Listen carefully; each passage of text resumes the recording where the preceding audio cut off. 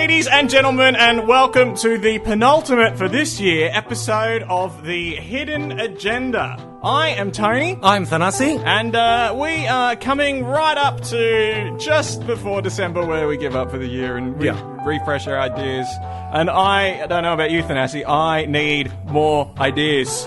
Yeah, so the three I've got today are the last three. The last three. We have one more show to do, though. Yes. You need so to come the up next... Yes, I do. I need to come up with two by next week as well. So, this will be interesting. Next week will be a good show, hopefully. Well... Excuse me. Geez, I'm having a real good day today. Never mind me. What were you muting while you were doing I was muting while I was doing it. Well, I don't want to blow their ears out with my coughing. Oh, I should have covered. I should have done something. That's all right. Yeah. That's all right. No, I'm going to have to come up with a lot next week. Though maybe we'll do something special next week. Like what? I don't know. A Dregs episode? Yeah, there's a few on the Dregs list. Oh, yeah, I got a lot of Dregs. You got a lot of Dregs? I got tons of Dregs. We could just do a show full of one-liners. I don't have that many Dregs. Well, you can have quite long lines. True. But that's next week, listener. We shouldn't be talking about next week. No, we should be talking about this week. This week, and item number one. What has been happening this week? Well, you say that as though I'm about to start ranting about something. No, I'm asking you. It's an item. An agenda is supposed to cover... People don't get up at meetings and go... Sally Harris from, 4 years ago, she left a bin in front of the door and we need to, dock her for pay. No one does that. No, they don't. It's all weekly. This is a weekly show. It's a weekly show. What happened this week? What happened this week, again, is not an appropriate intro to my topic because... I don't know what your topic is, man. I can't give it an intro. I know, but why are you giving me such a specific intro? You're introducing me as though I'm going to talk about an event. Well, what is item number one on the agenda? Thank you. That's all you had to say, Tony. Okay, all right. That's all you had to say. All right. I'm sorry for trying something new. You should be. I am. I'm deeply apologetic. No worries. Now, I want to talk about growing up. Oh, yes. And specifically, I want to talk about what it means to kind of be an adult. Right. Because I think this is... legally, of course, is very simple. You're over 18. Right? Yeah. Bang. You're an adult. Doesn't matter... Well, no, as we discussed, cinema tickets... 16. Unless it's cinema tickets, then it's 16. The cinema, for some reason, has veered off from the common conventional wisdom of what an adult is. Yeah, no. And gone, 16. 16. You got to pay full price from 16. Why? I don't know. I don't know either. You can't watch adult movies at 16. No, so you shouldn't be paying adult prices. Tickets. Yeah, I know. In any case... I want to talk about more, and and I'm not even talking about like the otherwise quite obvious characteristics of being an adult. Things start to hurt, and you start. I found when I became an adult, the fear of falling over became a lot bigger. I got given, as a Kris Kringle once, wheels that you attach to your shoe. So the back of your shoe has wheels and you can roll. That's far too dangerous. And I was sort of going along the ground and the family was there and, I wasn't really getting into it. And then people were like, why are you scared? I'm like, I don't want to fall on the concrete. And one of my uncles was like, little kids do this. And I was like, yeah, but they bounce. Exactly. I'm a grown-ass man. I don't want to fall backwards over onto my... It's too dangerous. That would hurt. It's too dangerous. So I'm not talking about things like that, like where you start becoming more sensible and things like this, right? Yes. I'm talking about slightly more esoteric things. Okay. So I have a list here of 10 things, which I think... Now, I may not necessarily have all of these, and looking at it, I don't think I do, and you may not either, but I think if you did have all 10 of these characteristics, then you could say with certainty... You are an adult. You are an adult. So these are almost like, I guess... qualifiers. Yeah, exactly. Yeah, so that's the word I was looking for. Yeah. So these are things like if you tick all 10 of these boxes, no one's arguing with you. Okay. You're an adult. You're an adult. All right. I'll see. All right. So let's see how much I agree with this. Okay. These aren't too crazy. This isn't like my laws or anything like that. Right, okay. I don't think so anyway. I could be wrong. Cool. Because just before you get on with that, please. The category I would put, the bucket I land in, I think, is more man-child. I say I'm halfway between. Halfway between man-child and adult. Somewhere between man-child and adult. See, I'd probably say that as well. There are aspects of my life which are very grown up, And then there are others which I've specifically avoided making very grown up. And I think that's kind of because a man-child full-blown is somebody that eschews responsibility altogether. Right. As much as possible, of course, except for potentially surviving, right? But other than that, they try to do nothing. Yes. I'm definitely not that. No. But I'm not full-on, fully responsible adult because that's boring. Now, the first one. Yes. Is getting into wine. Yeah. Like regularly buying, not a lot, and regularly doesn't have to be every week, but just getting into, becoming interested in it. Yes. Enough that you purchase it on a more regular basis. And that things like corkage. Exactly. And when wine is spoiled, and the range. You know where it's from. Yeah. You know what blend it is or what grape it's made of. See, I'm at the stage of like red and white with a vague idea of dry reds and dry whites. That's approximately where I am as well. About where I'm at. I've sort of wondered about going further, but... So I recently, a friend of mine, his cousin is sort of into wines, and we were over there a couple of weeks ago, and he brought out all these bottles, and he's like some fancy club member at some winery in Adelaide somewhere, and he goes there every year and brings back, several cases of wine. And he's bringing out all, this wine and that wine and the other wine, and I'm trying all of them, just like, because I used to hate it, right? It didn't matter what it was, I couldn't drink it kind of thing. And now it's just kind of like, oh, that one's not bad kind of thing. Oh, this one's all right kind of thing. And then it even got to the point where it's just like, I might buy some of that, right? And it's just kind of like, and then I sat back at one point, I'm just like, yeah, this is what it feels like to grow up. Like, this is it now. I've started down the road of being a wine guy. I went on a winery tour, and I haven't gotten there yet. By the fifth winery we ended up at, everyone just asked if they had any beer. So everybody was there trying to morph into adults then? Well, nobody was there for the wine? I don't know if... Because I just went as like a +1 for a birthday, but I don't know whether you just get sick of wine after a while. Well, I suppose it depends. Like if you're drinking... Because I don't even know what the difference really is between them. I know some are sweet and some are less and dry and this, but that's it, right? It's I was drinking wine with this friend's cousin, and he was telling me about the notes and the tannins and all this. I'm just like, I got no idea what you're talking about, man. Tanning is what you do to leather. That's it. That's as far as I'm out kind of thing. So yeah, I think that's a big one. All right, yep, I accept that. You accept that one? Yep. All right, cool. Actually, I might put a little check mark next to it. But I accept it, but also I have not achieved that. So I guess that instantly drops me from being an adult. You need all of these, No, right? You don't need all of them. I think if you have all of them, you're definitely an adult. Yeah. What's a pass mark? I don't know. I would say... Because we've already agreed we're sort of halfway between man-child and adult. Right, so we should at least get 5. Let's go for... No, let's go a little higher. Let's go for 7. Oh, okay. A 7 out of 10 is a pass. You can call yourself an adult. All right, so I've dropped a point. Yeah. I can only drop 2 more, That's and then I lose adult status. And we're both going to miss the next one. All right, is it cheese? No. That would have been a good one, though. I didn't think of that. But anyway, it's knowing about more than tasty cheese, but no, it's not on the list. Subscribing to the Australian Financial Review or Business Insider. No, I've not done that. Do you think you'll ever do that? No, I don't think I will either. That. But I think as a sub point to that, and I can award you a half a point here if you have the sub point, is even if you don't subscribe to those magazines and stuff, have you at least pondered getting into the stock market or thought about things like dividends? I've pondered it. That's probably as far as I've gone. That's still more than most people. Only an adult would consider going into the stock market. I mean, I've always thought, look, I can stand to lose $50. What if I just put that and just played around, learn some things? Yeah, and like I'm finding myself now where I'm getting excited about the idea of like, ooh, if you do this cleverly, you can make money and blah, blah, blah, and it's a good investment and all this kind of thing. Never would have crossed my mind. Like, 10 years ago, someone said, 10 years ago, 2010, something like that. Someone said, mine Bitcoin. I went, yeah, whatever, right?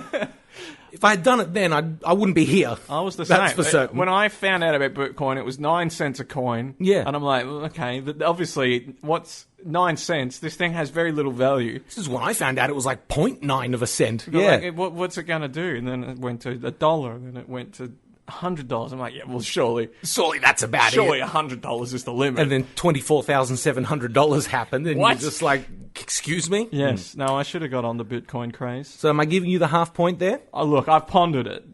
All It's probably the easiest half point I've ever gotten in my life. Exactly. Well, it's meant to be because it's not the full point. Okay. What about, I think, number 3 is getting into or at least being attracted to the idea of gardening and having a nice garden in your home. I'll tell you, as far as I've gone is growing functional things that I can eat or put in cooking. Do you enjoy growing them? Well, I've never done it. Oh, okay. This is as far as I've got. To grow a bunch of flowers and to have like an aesthetic garden, I don't care for that. No. I mean, I live in the city. True. I don't... Look, I'd be prepared to give you even if you tended to a couple of succulents or something like that. I did once have a plant. Did it live very long? No. Yeah, okay. But we went... there was a door prize. They had a giant chocolate Easter egg and a plant. And I was like, man, I hope I get the plant. And everyone looked at me like I was an idiot. And then someone's ticket got drawn first, and they picked the giant chocolate egg. And then my ticket got pulled, and I'm like, yes, I got the plant. Well, I mean, I might have to give you the point for that. It was a strange plant. This was some old charity run by old ladies. This plant attracted bees and was an irritant when touched and a hallucinogenic when smoked. I'm like, okay, well, I don't know what these ladies are doing with this Like plant. mescaline cactus or something? I don't know, it was just some strange... It looked quite nice, and then I overwatered it. It kept dying, so I kept pouring more water in. And then you double killed it. Yeah. Yeah, nice. And then I threw it out, and bees just swarmed on it. I don't know, just the fact that you wanted the plant in that raffle, I'm giving you the point. All right, yes! I'm giving you the point. He makes this... All right, I'm almost an adult. Yeah, I'm giving you that one. Just 5.5 more to go. You've got 2.5 so far. Oh, what did I get? No, wait. I got 1.5. Well, hang on. Am I giving you the point for getting into wine or not really? No, you're not. No, I'm not. So 1.5, right? 1.5. 1.5. All right. How about number 4? Yeah? Is getting and legitimately, and I mean like even potentially like physically excited about good discounts. Yeah, I pop onto Ozbargain a lot, and I'm actually trying to wean myself off it, but... Because you're just buying a bunch of crap you don't need? Well, yeah, and... I mean, yeah, so I'm trying to stop myself from buying video games on sale. By the time I actually get around to playing them, they're on sale again for a cheaper price than what I paid for. That's a losing battle. Yeah. Trying to prevent yourself from buying video games on sale. Well, I'm trying to move to this model where I want to play a game, I buy it, and then start playing it. Immediately? Yeah. That's where I'm trying to get to. What? Well, it's just... I feel like it's cheaper in the long run than probably a backlog of things that I bought at hundreds half price. of games. I think my Steam account has 375 games or something on it, and I've played just a touch under 50% of them. So, exactly. If you bought each of those at their full price, oh yeah, it'd be like $8,000 or something. Yeah, ridiculous. Yeah, so like I'll give you a perfect example. Is the other day I was shopping, and there was a large brick of toilet paper rolls. It's 48 rolls, Tony, and it was $15. Blew my mind. Had to have it. I don't need that much. It'll take me 6 months to get through it, right? But it was just such an incredible deal. This is at Costco? No, it was at Kohl's. Oh. Kohl's? Yeah, Kohl's. It was just like they just happened to have the big... I mean, the ones at Costco have 480 rolls, not 48, but anyway. Right. Have you seen those giant... I've never been inside a Costco. Really? No. I'll take you. I'm a member. Oh, well... This is like going to a club or something. It is. It's very, very secretive. It's just a dude in front of an elevator with a cigarette, and you got to give him the handshake. You got to give him the handshake and go down. The little sign. Yeah. Though actually, the Costco. I don't know if all Costco's are like this. Just as an aside, the Costco here in Moorabbin, as you walk in the front door, there's coffins for sale. You've told me this. Yeah. And they're like half-cut ones as well. They're sticking out of the wall. Well, it's just the very displays, strange. Surely. Yeah, they're just the displays. They cut like the end of it off and stick it onto the wall so that it's jutting out of the wall. It's not even like I don't know, a shelf. So someone's died, you bury them, but they love a bargain, and we need to represent that in their afterlife. Exactly. If Aldi sold coffins, I'd be getting my dad an Aldi coffin.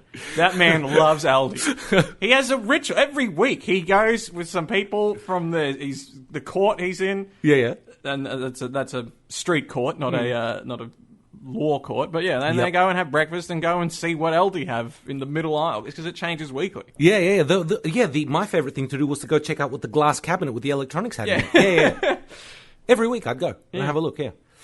I'm going to give you that one. Yeah, because even I don't go on Ozbargain very often. Oh, I go all the time. So what about now? Have you gotten to the point, number 5, where you actually laugh at dad jokes? Depends how you define a dad joke. Usually a bad pun. But your dad sounds hysterical. My dad had a very strange sense of humour, and I would often laugh at that. I'm not a huge fan of puns. Yeah, me neither. So, no, if the dad joke is based on a pun... I think it's probably any kind of... The kind of joke that makes you cringe, like the groaners, like kind of thing. Whereas I'm sort of getting to the point now where I'll groan and then a little giggle will slip out at the end, kind of thing. No, I don't know. You're a no on that one. So I'll give you some examples. All right. I've written down some examples. Okay, well, I guess if I laugh, I get the point. Some of the finest dad jokes I found after a 2-minute search on the internet. Yeah. I bought some shoes from a drug dealer. I don't know what he laced them with, but I was tripping all day. No, not having that. All right, one more. One more. If a child refuses to sleep during nap time, are they guilty of resisting arrest? Yeah, I've heard that one before. Have you? All right. Again... Groan the first time, groan the second time. It's more, to me, like that's almost like a mathematical equation than a joke. Yeah. I look at it and I say, that is valid, but I'm not laughing at it. Right. Whereas when I wrote these... So I didn't laugh this time, but when I found them, a little peep slipped out of me when I read them. Like, it just got a little reaction out of me. My dad... I don't know if I should share one of my dad's jokes. How bad could it be? It's, Well, you've started now. All right, so... he didn't come up with this joke, but this is the sort of thing he would tell me. Yeah. A man walks into a town, this is in the West, in Western times, and he says, hey, has anyone got the time? And a stable person goes over, lifts up a horse's cojones. Yeah, okay, yeah, nice. And then goes, yes, it's 12:30. Yep. And the guy goes, how the hell did you do that? And he goes, it's quite easy. And he lifts up the cojones again and then points and goes, you see that clock over there? Yeah. That's the sort of dad joke I don't know. It's got balls in it. And that's a common theme with dad jokes. Literally. Yeah. I don't know. Half a point. I'm giving you half a point for that one. Point? Yeah, I reckon. Okay. So I'm on 2 now? What was I up to? Yeah, you're on 2. No, 2. You got the good deals. Yeah, half a point there. Yeah, 2. 3. How many left? No. 2. Yeah, there's like another 6. Another 5, sorry. Oh, so I have to get all of these? Yes. Something tells me I'm not an adult. No, I reckon not. Actually, no, you'll definitely get this one. Is your life now just a series of people asking you for money? No. How is it not? Like, do you not have bills? Oh, okay. Like, it seems like... And this is more of a feeling thing, I don't consider them people, though. Okay, that's a good point. They're not people, but... Yeah. The only thing, I don't get text messages anymore. I don't get letters anymore. Any email or text message I get, chances are 50, 60% of the time, it's just someone asking me for money. Yeah, no, I can agree with that. Yeah. That's the case with me. Like, nobody warned me of this. I knew I was going to get bills when I grew up. I knew bills would be a thing, right? But nobody said, oh, and by the way, 70% of the messages you get on a given day are going to be people harassing you for money. Don't get too excited when your phone goes off. Well, it's funny that bills were the last vestige of the post. You know, people used to write letters. Yeah, what is the point of post anymore? Well, it's to send bills. But they don't even... But now when you sign up to a service, they go, do you want paper bills? And you're like, yes. And they go, it's an extra $1. And then I'm like, no. Why is it... I've sort of had it... Oh, yeah, paper bills, yes. Yeah, paper bills. Like, if you want to get paper bills, they add $1 to your bill every month. That's well, true. No, then. No. It's not even a question, no. But it's just the slow whittling of that. Yeah, so I guess... I actually reckon I get more mail for the person who lived in the house before I did. Me too. Than I do for myself currently. Yeah, me too. Yeah. It's ridiculous. I've gotten, in the last 6 months, I've gotten at least 3 times as much mail for the previous tenant as I have for myself. And the only mail I've gotten is, we got your change of address, or... my water company refuses to do email bills, so I get that one on paper. But everything else is just politician gumph. They still. Yeah, they do. Not even going to get into that. Flyers, obviously, which aren't really mail. And for some reason, my local council wanted to give me a calendar. So they put a calendar in my mailbox. Were people just not aware of the day? I don't know. People not showing up to work, and they're like, this is a problem council-wide. We've got to educate people on what day it is today. Speaking of the mail being obsolete, who on earth is buying a paper calendar?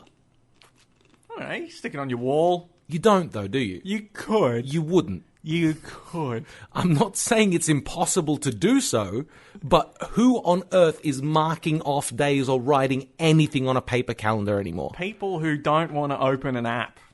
That's all I can assume. There's not many of them left. No, but there are some. Yeah, true. Okay. Yeah, so you can tick me down. I'm going to give you that one because I don't want you to fail this. I don't mind. All right. Have you started doing spreadsheets for things? Yes. Yeah? I'm looking at houses at the moment. That's in a spreadsheet. Yeah. It's filtered. I'm not even going to... I don't even need to talk anymore about this. I started a spreadsheet with equations and things when we played Monopoly when I was probably a teenager. Oh, no. Family Monopoly would come out and... spreadsheet out, and I'm like, oh man, I'm losing $300 a turn here. I can't be making risky investments at this time. God, hang on. But that's different. Spreadsheets for Monopoly when you're 14, that's because you're a dork, right? Spreadsheets to do your budget or to compare like the houses you're looking at and stuff like that, that's an adult. Well, okay, well, I'm just saying. I have a history of doing that. So you have a history of spreadsheets. Yes. You're getting that one. Yes. But I still haven't done this one. I still haven't got a spreadsheet. There's not a single spreadsheet on my computer. No? Not even one. I hate them. Mine are all in the cloud, but... Not the point, Tony. I hate them. You hate spreadsheets? No, if I do a spreadsheet for something, I've lost. It's over. But how do you collate a large amount of data? I don't. Okay. That's why my life is out of control, Tony, because it's not in a spreadsheet. Lack of spreadsheets. That's right. And I'm not going to give up. Not yet. I still got a few good years left in me. All right. Trust me. You'll join the spreadsheet. I will. Just not yet. I'm not ready for it. All right. All right. The next one. I think this is a pretty good one, actually. Yeah? What about, at some point in my life, so there was a point where before I had no concept of what a credit score was except that it's a number, right? Right. And one day I woke up and I cared about it. You cared about your credit score? That's right. Yeah. And I think that's a big one. I haven't really... I've never... The only time I cared about my credit score was when... And I still don't know if this is true or not, but people, would say, you have to get a credit card. Otherwise, you have no credit score. And it's like, but I don't need the... I've been good with money. I don't spend money I don't have. That should give me a good credit score. So if you have no obligations, you don't have a credit score, right? But an obligation can be something as simple as like a phone contract or something like that. So, and if you pay that on time and stuff like that. What they left a bit out there, because what is sort of clever to do is to get a credit card, spend it, and then just pay it off completely every month. And that makes you look very reliable. Yeah, but then you got credit card fees and stuff. $30 a year. But why? I don't need it. So you can pump up your rating, man. I don't need it, though. So it's not... I'm not giving you that one, all then, right. In that case. You're not getting that one. So I don't care about my credit score, because I'm sure it's pretty good. Yeah? That's why. I thought so too. Turns out I was right. What a little switcheroo there. Yeah, exactly. All right, so I fail. I'm not an adult now because the credit score has prevented me from being an adult. You've lost. You got to care about the credit score. I don't care about it. I could just about tell you my credit score every month for the last 6 months. What is it? It's a number? It's a number. Is it like out of 100 or? It's 0 to 990. Why? I don't know. And 990 is good? 990 is the best. The best credit score. That's right. Or it might even be 1,000. Anyway, what is 0? Is 0... Zero is you're useless with money. 0 is don't ever even consider giving this person money. Why does the credit score need that level of granularity? What's the difference between a 685 and a 700? Yeah. I don't know. What's the bank knows? The 23 and 0. The bank knows. Are you going, let's 23? I mean, they still got a little bit of credit. Give them some credit. This guy's 699. That guy's 704. Yeah. They know, man. No, they don't know. That doesn't need to be. My guess is it's a number between 0 and 1,000, and the banks just chunk out like ranges of 200 and just lump everyone together. Right? Yes, it's probably what they do. I think that's what it's doing. Because nobody's. But it would be really annoying if you landed one below into the previous threshold. It would. But they might give it to you. All right, so that one's out. Number 9. Number 9, and it doesn't matter now. I'm not an adult. No. But you start having dreams or daydreams of interior decorating. No. I've never been that aesthetic. No. Me neither. I really appreciate other people's great design. Yes. Right? Couldn't give a crap about the layout of my house. As long as it's functional, it's wherever. Yeah. Wherever it ends up, basically. I move in, I put my stuff down, and that's where it stays. I'm more of a function guy. Yeah, me too. I want things to be in a spot that makes sense. Exactly, yeah, me too. I try to optimize my routes through my house as much as possible. Yes. And that's it. That's the same for me. So I'm not doing this one either. Incidentally, I failed more of these than you have. Oh, okay, good. So I don't know, good, but that's not what I... I mean, good that I'm in the company of someone who's also failed to be an adult. Yeah, exactly. And, but I never denied this either. Yeah, no, that's true. What was I going to say? Have you ever... I suppose appreciating and dreaming of are two very different things. So, and this one's very specifically like doing your own design. So I'm out on that one too. I don't do it. I don't care. It's just put the stuff wherever it fits and works best. Last one. Do you get excited about buying really boring stuff like washing machines, coffee pots, just appliances and stuff? Why would you be excited about that? I don't know until it happened to me the first time this year. You got excited? When I bought my washing machine. Right. Yeah. And my fridge. And I was just like, this is cool.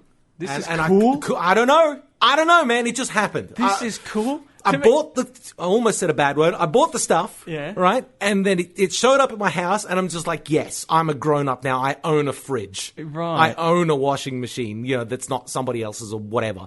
I don't know. I can't explain it, but I liked it. It was cool. To me, they're they're necessary, though. Yeah. You're obliged to have them.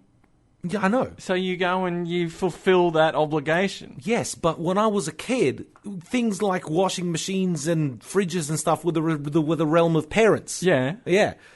And that's me now. I own the fridge. I own the washing machine. I own all this other stuff. I don't know. So I definitely have that. I haven't bought... the only real thing I've bought has been a mattress. And it was a pretty kick-ass mattress, actually. Yeah. I really like that mattress. Yeah. But everything else has just sort of been, here's a couch that your auntie doesn't need anymore. Here's a fridge we had from this old and sitting in the shed. So that was basically me until I bought all my own stuff, right. And then... I tell you what I did get excited about recently. What's that? I saw and I didn't even know these existed, a washing machine dryer in the one unit. That's what I've got. That is cool. Yeah. I was impressed when I saw that. You didn't know those existed? I didn't know those existed. Yeah, no, they're real cool. And I was like, wow, you don't even have to take the clothes out. Yeah, they just washes them and then dries them. Like how? I didn't know we had that technology. We do. Yeah, and that I was impressed by that. It's good technology. If I had to buy, I'd probably just buy that one. Yeah. Why would you buy two things? Yeah, that's what I did. Yeah. It was awesome. I'm telling you, man, it was cool. All right, yeah, no, look, I appreciate that, but that's more from a technological... Yeah, I know. Whereas I thought, for me, it was the ownership. Right. That's my list. Well, I failed. I'm not an adult. You did fail. You got, 5.5, I think. So... Damn. And it is time for our station IDs. Wow, have we got two of them? We do indeed have two station IDs. Back to back. Back to back station IDs. Yeah, I'm even wearing the Pepsi t-shirt today. I'm trying to get a sponsorship. Right, but, okay. This is not happening. I don't think, let me see if Pepsi logged. No, Pepsi's not watching the stream. No. Damn. Just remind us again what station we're on. We are on Fresh Radio. Excellent. And that was item number 1. Yeah. Here. Here. The show running has just gone out the window these last 2 weeks. Yes. We were doing great. Last week I had a minute and a half of mute at the top of the show. This week I'm forgetting to close topics. What's going on? Yeah. Back with you in just a moment. Fresh Radio. Η καλύτερη ραδιοφωνική συντροφιά στο σπίτι, στη δουλειά και φυσικά στο αυτοκίνητο. Fresh Radio. Γιατί απλά δεν μπορείς να αντισταθείς.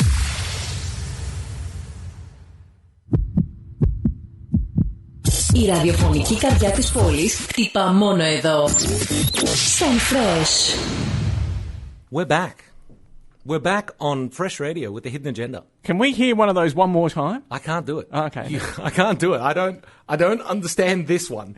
This is the thing that does all the radio things. Yeah. All I know is that's how you pause stuff and unpause it, and that's it. Right. Oh, and I figured out today that you can fade between tracks. That's it. That's all I know. Okay, that's cool. I just sometimes forget that what radio station we're on. I mean, there's nothing here visually that lets me sort of know what we're playing on. Just so the ladies and gentlemen listening know, we're basically surrounded by these banners. These banners that you see behind us. I mean, there's a little gap off to my left here. Otherwise, we're just surrounded by them. It's a good reminder. It is. Good reminder. And this, I don't know. Anyway. Item number 2. That joke was going nowhere. On the agenda. Yeah. What is it? Save me. So, I want to talk about something that has been, I think, unfairly maligned. Ooh. And that is the last minute. The last minute? Yeah. People of anything. Oh, just literally anything. The last minute. Why did you leave this to the last minute? Oh, yeah, okay. This is something we should be doing at the last minute. Yeah. And every time I hear that, I think you do realise... It's the best minute. It's the most productive minute. Yeah. If you could get that level of productivity in every minute... Oh, yeah. You'd be unstoppable. You would be a machine. Completely unstoppable. Yeah. So why we should be looking to the last minute I don't know. as a role model for all the other minutes in our life. You know what it is? What? It's people who didn't want to take the risk of leaving it to the last minute, annoyed at the people who did and were successful. What? Sorry, go through that again. So somebody who is like, let's take a university paper, for example. Okay, there's the student who is studious and has good work ethic and all this kind of thing, and they spend 2-3 weeks writing this fantastic paper, and they get something like a 90. All right. Mm-hmm. You write it in a 73-hour cannonball run and submit it 3 minutes before it's due, and you get an 87. Yes. Right? They're quite unhappy with you. I had an interesting... And incidentally, that's a real example. Oh, is it? I did that. Oh. I was the 73-hour cannonball run. And you got I got an 3 points below. I got an 87, yep. I did a double degree in arts and science. And it was very interesting to me the difference between the late penalties between both of these. Oh, yeah. The science one was 20% per day. Oh, jeez. Yes. If you're late, first day you lose 20%. Yeah. And then the next day another 20%. Until the 5th day where you get nothing. Yeah. I did journalism for one of my arts things. Mm-hmm. And that was 5% for the first day, then 2% for every subsequent day. So there was indefinitely, or was there a limit? I think it went. Well, I don't know. Like I can't remember exactly, but I handed it in 3 days late sometime, because I did more than 9% worth of improvements. Yeah. Lost the 9%, but made it up just in the improvements of the. So yeah, that's a common tactic. But I was also thinking, like, journalism timeliness is important. Yeah, quite. It's not. You know, you can't sort of say, hey, Tony, where's this article? We need to fill the bit of the paper. The paper's going to print. Look, just take 5% of my payoff for this month and then 2% tomorrow. I'll get the article in soon. So my university's late policy was rather more insidious than that. Mm-hmm. So where this one is, they grade your paper as normal and then apply a reduction to it. Ours was you would face a reduction to the best possible mark you could get. Mm. So for every day, so if you were a day late, you couldn't score more than 90. If you were 2 days late, you couldn't score more than 80. And it would go this way until the 5th day, where obviously you couldn't score more than 50, and then you just got 0 after the 5th day. Yeah. And this was across the board. Right. For all subjects and all degrees, unless the particular lecturer wanted to change it. And so you do this thing where you go, all right, cool. So it's a similar kind of idea where you go, all right, I'm going to be a day late here. Now, is this getting more than 90? No. Could I possibly get it near a 90 if I leave it a day, spend an extra day on it? Sort of, maybe. But every day you lose, you're improving it, but you can't exceed. Yeah. So there's a built-in time where it's like, well, now's the time to submit. Exactly. Yeah, you're screaming towards the pointy end of this thing, going like improvement versus maximum possible mark. Yeah. Yeah. The maximum mark has converged on my effort, and now I hit the submit button. I don't know about you. I was a perennial last-minuter. I was, and then I funnily have grown out of that as time's gone on. I haven't. No. So except for so for example, my actual work, obviously I can't do that way. But anything that's kind of like vaguely associated, like I give you a perfect example. It ended up getting delayed, but I was supposed to give a talk at work last week on Friday, right? I only put the finishing touches on that talk on Friday morning. Right. Yeah. I had 4 or 5 weeks notice that I was giving this talk. I started it on Tuesday and I finished it on Friday. Yeah. Right? Quite last minute. That kind of thing. I wrote my honours thesis in 13 days. Right. That kind of thing. Well, there's a saying, work expands to fill the time given to it. Yeah. So if you do everything in the last minute, the best minute, then that work can't expand very far. No, exactly. You're going to get the exact product that you need. Yes. And no more. Yes. Yeah, exactly. You're cutting out all the fluff. I guess maybe the difference is like back at uni, once you handed something in, you never had to worry about it again. Yes. If it had structural issues, that's fine. So be it. Now, but in the work environment, you do something in the last minute, it's like, okay, well, now you got to build on what you just did. You're like, oh, God, that's full of holes. Like, you need to take the time to actually... This thing sucks. You're keeping coming back to it. Yeah. Unless it becomes somebody else's problem. Yeah, well, then you just do Which happens quite often in our little world. Yeah, it shouldn't though. No, it shouldn't, especially considering, I don't know, I mean, I know you have too, actually, because we worked on a project together once, but I've had some things land on my lap where it's just like, you son of a... All you needed to do was do a slightly better job and my day would have been a lot better, right? And instead, I got to deal with your crap as well as everybody else's crap and everything. Yeah, I know. But yeah, just, that's all I wanted. Like, the last minute... I think gets a bit more crap than it deserves. It's a very productive minute. This show is often done last minute. Quite. I don't know what I'm going to say moments before the show starts. In fact, I don't even know what my next item's going to be, really. Right. He's left this literally to the last minute. Second, even. The last second. Yeah. Yeah, I don't know. Well, you better think quickly because I'm ending the topic here. Here. Oh, no. What is it going to be? What's it going to be? It is going to be... Oh, actually, no, I do know. Oh, okay. Tricked you. So, a little while ago now, possibly even before the radio, I spoke about the people that do the pet profiles on Instagram. Oh, yes. They make profiles where they pretend to be their pets. Yes, I'm enjoying this lovely bit of steak. That kind of thing. Yeah. I hadn't even realized because the mere thought of people pretending to be their pets online was so ridiculous to me that I never drilled down into it. And for some reason or another, I don't even remember, I started digging into the comments and things like that on these photos. So you only took a surface level look at people that make profiles for their pets? Yes. Right, okay. And instead, and this time I discovered that there's an entire community of these people.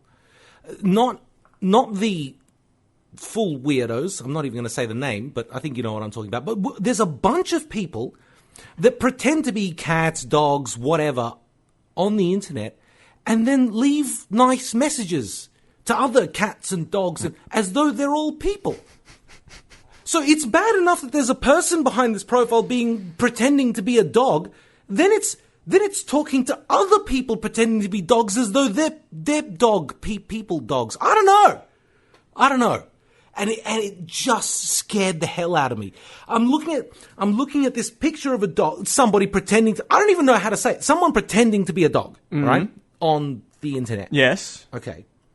Not with a suit, like just taking pictures of a dog and saying nice things as though they were the dog, giving it a personality, anthropomorphizing the dog. Yes.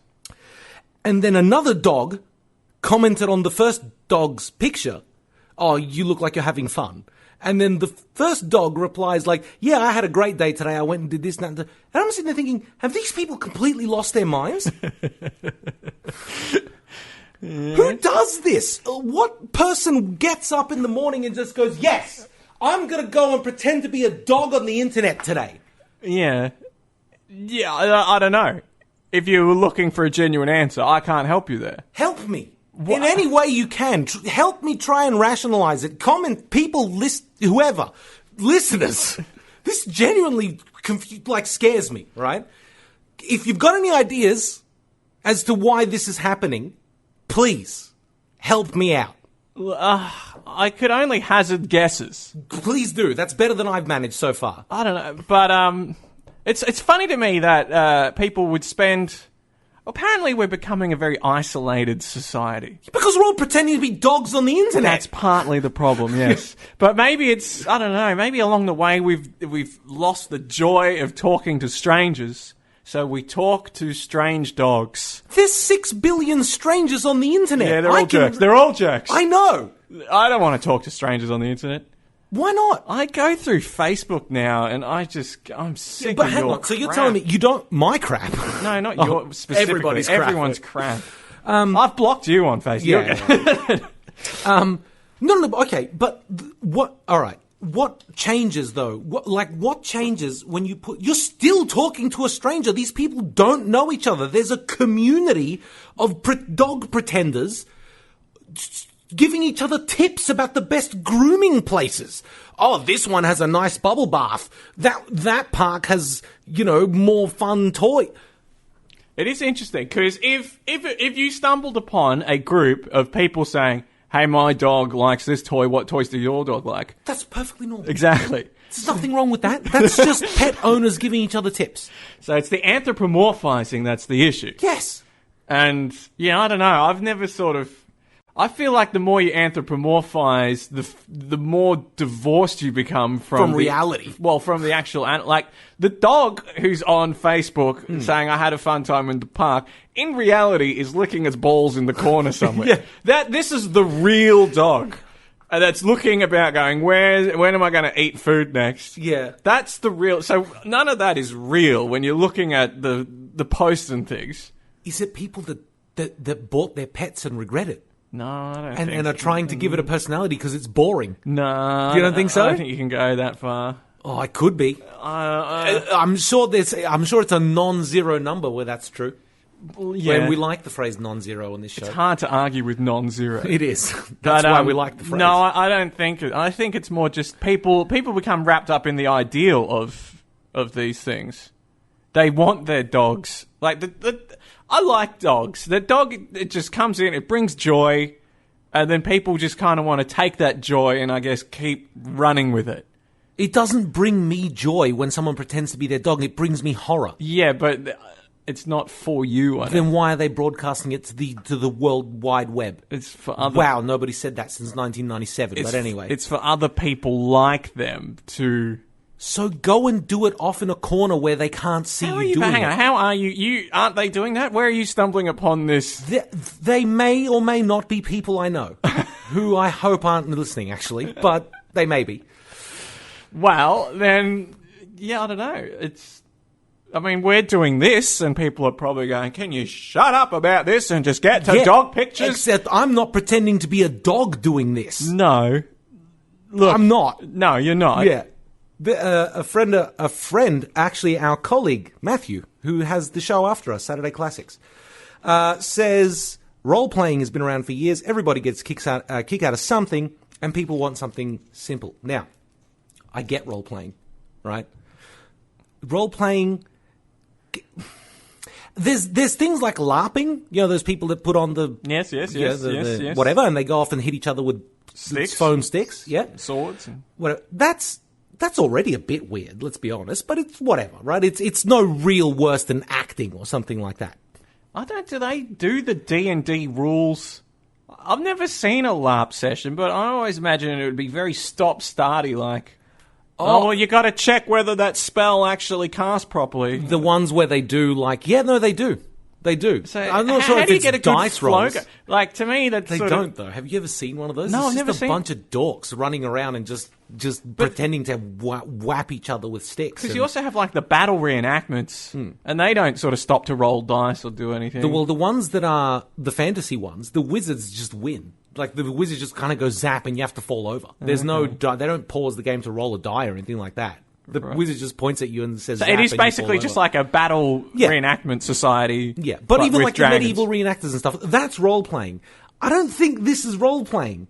Because it isn't, though, because you're not taking a role and putting yourself in it. You're taking a dog and making it a person. No, but you are you're escaping your life. Dogs look like... Dogs have no capacity for thinking. You can't take the role of a dog because a dog only knows poo and eat and sleep. But it also knows joy, which I think a lot of people want to get I'm pretty sure people project joy onto dogs. I don't know. They look pretty happy. I'm sure. They wag their tails. Yeah. I'm sure they feel it to some extent, but I think. Run around the park. But when someone says my dog is smiling, that's projecting. It is. If it's. I'll accept if someone says my dog is smiling. Yeah. I won't accept. My dog got on the internet and sent told a nice all his message. Dog buddies that this place had the best bubble bath. Is there like do the dogs ever get like, I haven't seen a dog feud. You haven't seen a dog feud? No. Like, why are you sleeping with Sheila? Get out of this, Fido. You have no reason to be here. I want to, but I know it's not happening. You should create a dog profile yourself. Go and start a dog feud. And just start stirring up crap. I can't do it. I'll lose my mind. It'll start leaking out of my ears before I've managed to do anything. Before I even get a chance to enjoy it, I'll just die. Just be a dog, go in there and just start ranting about Trump. Yeah. I can't believe he's done nothing for the dogs. Yeah, no, exactly. Might as well. It's just as insane as the rest of it, right? Someone here says, Mia says, worse yet, a woman on Bondi Vet bought her Pomeranian a baby stroller and sat it at the table with her at dinner time having conversations with it in real life. Yeah. See, there's so many screws loose there. Yeah. I don't know. Bits of the skull are popping off. I think the more into anthropomorphism you get, the further away from the dog. The dog, I think people, they project things onto the dog. I'm not a religious man, but I think the further you get into anthropomorphization, the further from God you get before everything else. Like, you detach from reality at that point. What's that got to do with religion? It's just, the canonical example of just, like, leaving everything true and sane behind. Right. Come on, man. I just wondered if you were doing a word play on dog and God. No, I wasn't. Right. That would have been smarter, though. I'm done. I can't talk about this anymore. I'm going to have an aneurysm. All right. Here. We've only got 10 minutes left. Item number 4. It's a very simple question I want to pose to you. Yes. What is it with the rich and rowing? Why is that? Do you know, I was thinking this, like, today. Yeah? Yeah. Why is that Is it just because it's expensive to have one of those long, thin boats? It must be. There's no other reason. Rowing used to be done by the lowest of the low. The Vikings, slaves? The Vikings used to get slaves and put them in the ships to row. Yeah. Yeah. But, well, I guess, who is the richest person, the person with the megaphone going, stroke, stroke? I mean, maybe, but all those private school boys and girls that do the... whatever that thing is called, sculling, or that's the rowing. Yeah. What are their competitions called? The regattas. The what? It's called a regatta. A rowing competition is called a regatta. Okay, didn't know that. I've got a few friends that are into rowing. I hope they're not listening. I know. In fact, I know for a fact one is. But yeah, no, I don't get it either. Like, it's so. Have you seen the boat naming ceremony? No. What is the boat naming ceremony? It is the most out of touch with the reality thing I've seen in my life. It's they get their little fiberglass.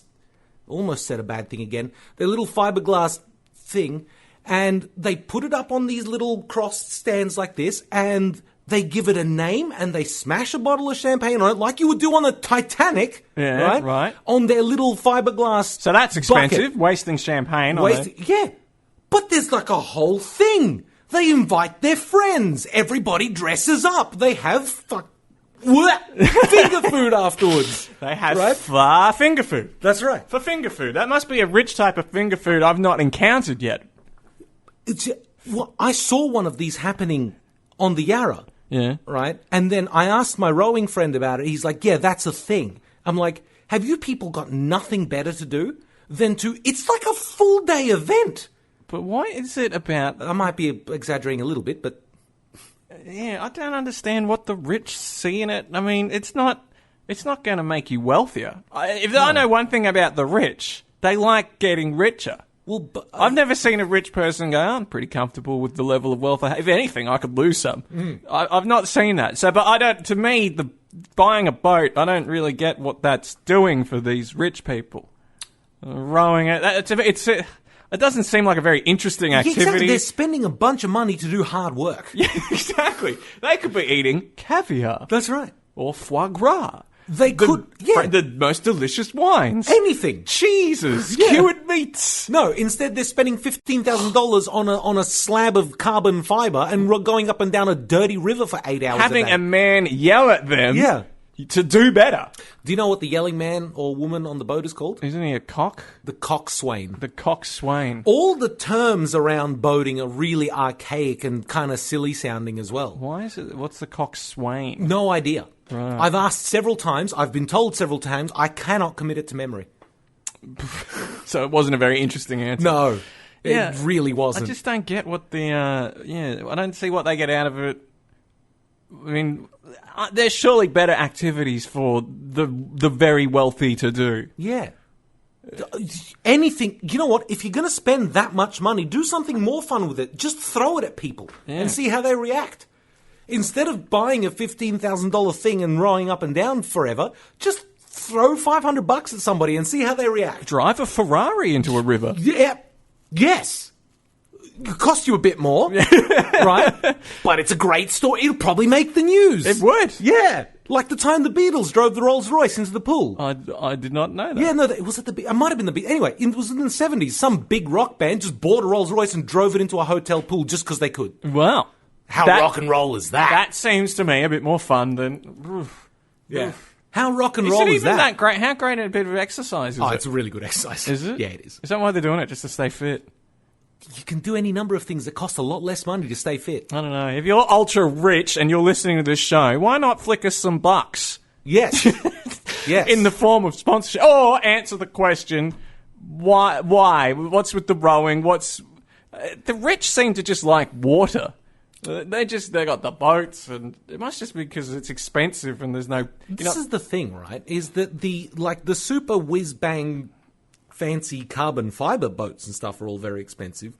I'm sure you could get a plastic one for not very much and go with them. Like a canoe? Yeah. Even the same shape and whatever, just made out of some less, what's it called? Expensive. I was looking for a different word, but anyway, a less expensive material. Because they all buy these super fancy ones, right? They're stupidly expensive. I mean, I'm sure I could buy a boat and go row with them as well. It doesn't have to be one of their big whiz-bang, whatever, thousands of dollars ones. Also, you can swim. You could. If you want to get exercise. The point is to be near the water, not in it.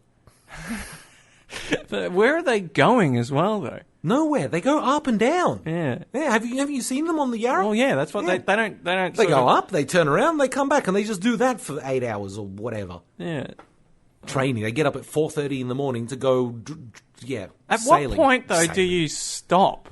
What do you mean? Like, they don't. They leave school and they just join a club. Yeah, but I've never seen old rich people. They're all their arms will fall off. Yeah, but at what point do they go, I've had enough of the rowing now? I don't know. What makes the decision? Is it do they love rowing? Did they love it from the start, or is it a sort of like a rite of passage where they have to be rowing? Maybe there's like a little slice of rich people that row, and then you become too rich to row at some point. You just get your servants to row for you. Yeah, it's just like I've got money, I can afford the $15,000 Skull Craft boat. And you do it for a few years, and you're like, I've been paid a lot of dividends now. I haven't got time for rowing. Jeeves, take the boat on the water and do some rowing for me. Give it to the children. They'll enjoy it. Yeah. It's either that or they, get sick of it. Yeah. Apparently they have wild parties at boat clubs. Yeah? Like... It's like completely off the chain. Like when the season ends, apparently it's just an absolute riot. Well, it's probably they're so glad they don't have to row anymore. Probably. I don't see how it's enjoyable. Have you ever seen a person rowing look happy? No. They always look miserable. But to me, being rich, part of the joy of being rich would be to extract yourself from any situation that you didn't want to be a part of. There's one problem with that. If tomorrow I woke up and there was $1 billion in my bank account, within a year, I would probably be twice the size I am now, right? I'd be, I'd do nothing. I wouldn't lift a finger. I wouldn't need to, right? Because I'm just going to do all the fun stuff that I want to do. Well, all the cool stuff. I've kind of experienced, I'm wealthier now than I was 10 years ago. Sure. And, I'm getting to the point now, you're at a party, 2 a.m. Oh, do I catch the 2 a.m. tram home? No. You get to an hell Uber. with that. Yeah, taxi. I'm getting an Uber. But my wealth has allowed me to avoid the situation that I don't want to be a part of anymore. Yeah. But to me, I guess that's what boggles my mind, is that the rich...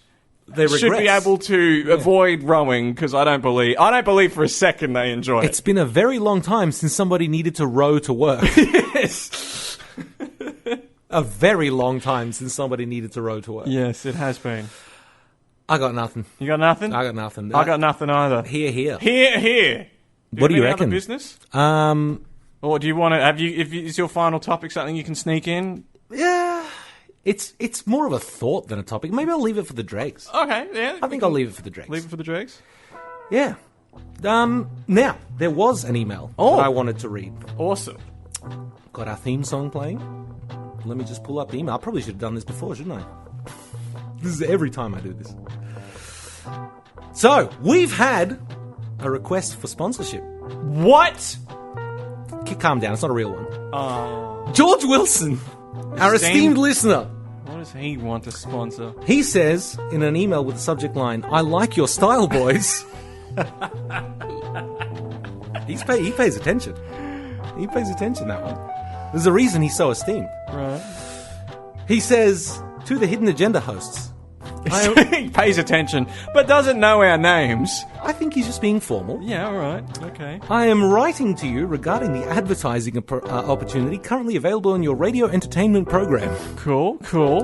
My name is George, and I am a radio and podcast listener. In this field, I have acquired some considerable esteem, albeit as an amateur.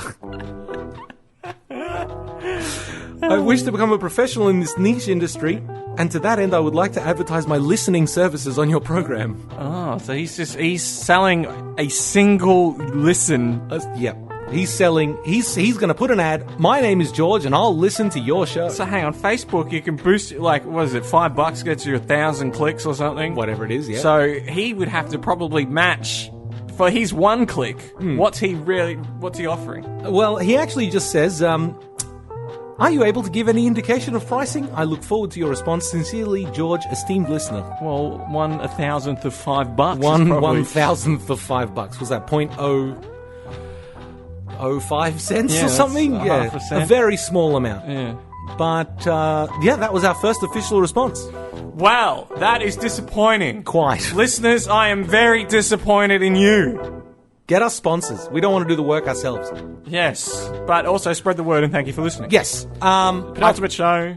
Yes. So that was the other order of business. Of course, I think we said this at the top of the show as well, but next week will be our last show for the year. Yes. And we will be back in mid-January. With, oh my God, the topics when we come back. They're going to be first show. Out of this world. Just incredible. We're hyping it up way too much. I mean, look, if you thought we were running out of steam, you just wait till we're recharged and just barreling and ready to go. It's gonna be mad. It's gonna be incredible. Anyway, I've been Thanasi. I've been Tony. And this has been The Hidden Agenda. Catch you later. Thanks for listening.